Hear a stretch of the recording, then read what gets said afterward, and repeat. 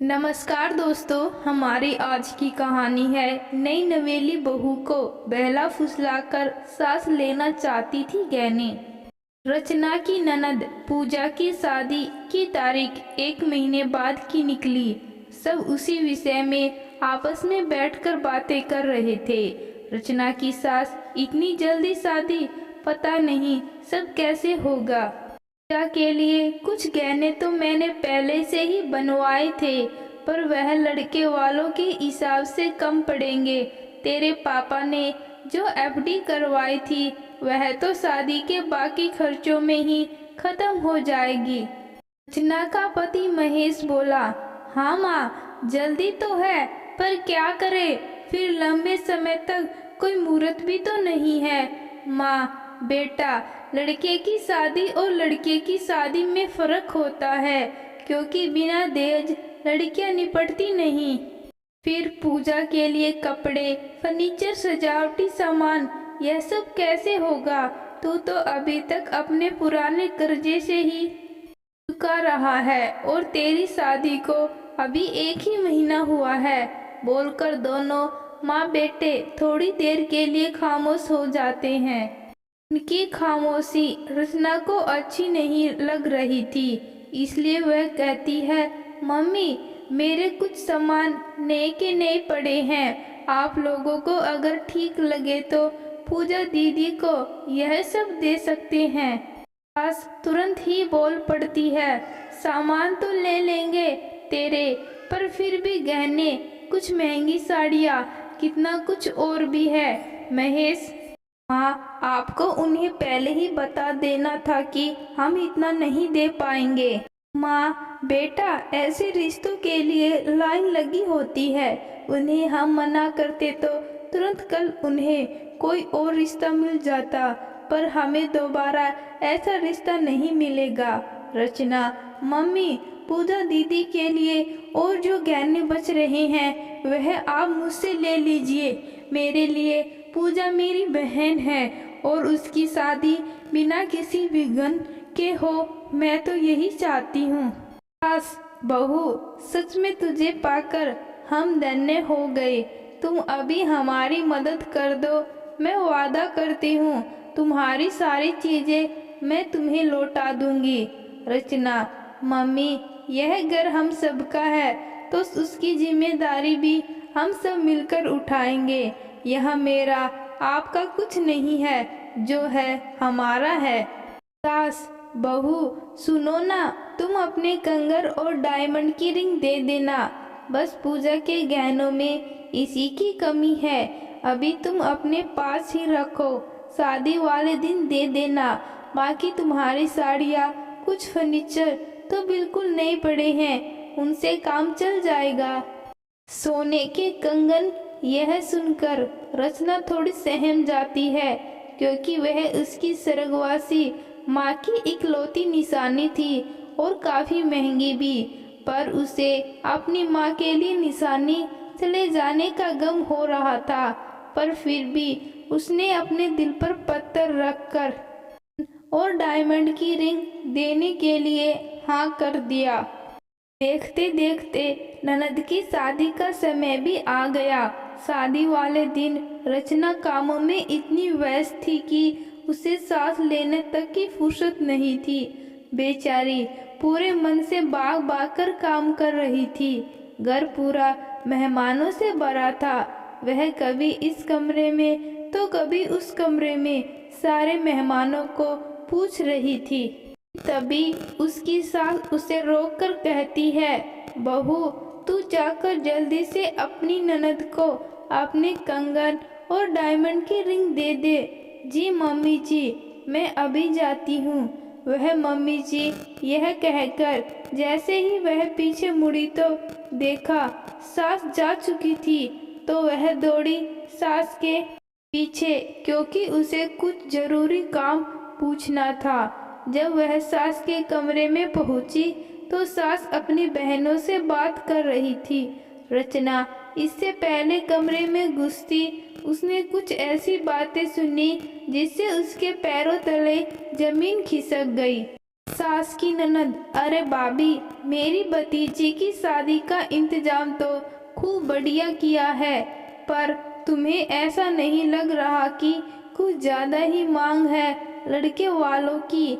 सास, अरे नहीं, लड़के वालों की तो कोई मांग ही नहीं है। यह तो मेरी इच्छा थी अपनी बेटी को पूरा बर कर देने की। और वैसे भी दिन बहू रचना वह कंगन और डायमंड रिंग पहनकर इस घर में आई थी। जब भी जिद कर रही थी अपनी शादी पर वैसा ही कंगन और डायमंड रिंग लेने की। बहू से इतना महंगा कंगन और डायमंड रिंग मैं मांगती कैसे, यह जानते हुए कि वह उसकी माँ की आखिरी निशानी है। और अगर मैं वह कंगन डायमंड रिंग को बनवा कर देती तो कम से कम 10 लाख का खर्चा होता। हुआ सास, पर जो बोले, भाभी, बहू तुम्हारी हीरा है हीरा, वरना हमारी बहू है तो अपनी एक साड़ी ना दे ननद को। गहने तो बहुत दूर की बात है, वह भी इतना महंगे कंगन और रिंग, लेकिन तुम्हारी बहू ने वह गहने देकर तुम्हारी सारी मुराद ही पूरी कर दी। सास, बहुएं तो सारी एक जैसी ही होती हैं, पर उन्हें काबू में रखने वाली सास होनी चाहिए। दीदी, मतलब क्या भाभी? सास, मतलब यह है, आजकल की लड़कियां बड़ी तेज तर्रार होती हैं, डांट धमक से उनको कोई नहीं डरा सकता। पर प्यार की दुनिया कायल है, तो यह बहुएं कैसे बच सकती हैं? बस मैंने वही किया, उसे इतना प्यार दिया कि वह खुद ब खुद सब कुछ न्योछावर करती चली गई। बेटे के लिए भी मैं बली और बहू के लिए भी मुझ जैसी सास दूजी नहीं, बोलकर सास हंसने लगी। बस इससे ज़्यादा और मैं नहीं सुन पाऊंगी, यह सोचकर रचना वहाँ से चली गई। सास थोड़ी देर बाद आंगन में आई तो रचना को देखकर हैरान हो जाती है। रचना ऊपर से नीचे तक अपने गहनों से लदी थी। उसने वह कंगन और रिंग भी पहन रखा था जो ननद पूजा को देने वाली थी। बस यह क्या बहू, रचना, ननद की शादी है तो सोचो क्यों ना मैं भी अच्छे से सज संवर लूं। सास, हाँ, बाकी गहनों का तो ठीक है, पर यह कंगन और डायमंड रिंग तुम्हें क्यों पहना? यह तो ननद को देने वाली थी ना। रचना, शुक्र बनाइए मम्मी की जब सारे गहने ही पहनती है, वरना अगर आपने सारे सामान भी इसी तरह वापस ले लिया तो आज आपकी दिखावे की शान मिट्टी में मिल जाएगी। पूजा को नीचे आने में देर होता देख महेश ऊपर जाता है तो उसकी माँ कहती है, देख बेटा, कंगन और रिंग देने का बोलकर खुद पहनी बैठी है और पता नहीं क्या क्या बोले जा रही है।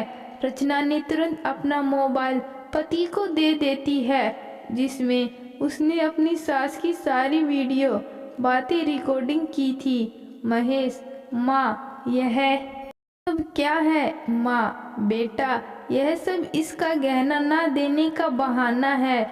महेश, बस कीजिए माँ, अपनी एक बेटी को शान से विदा करने के चक्कर में दूसरी बेटी को इतना बड़ा धोखा दिया।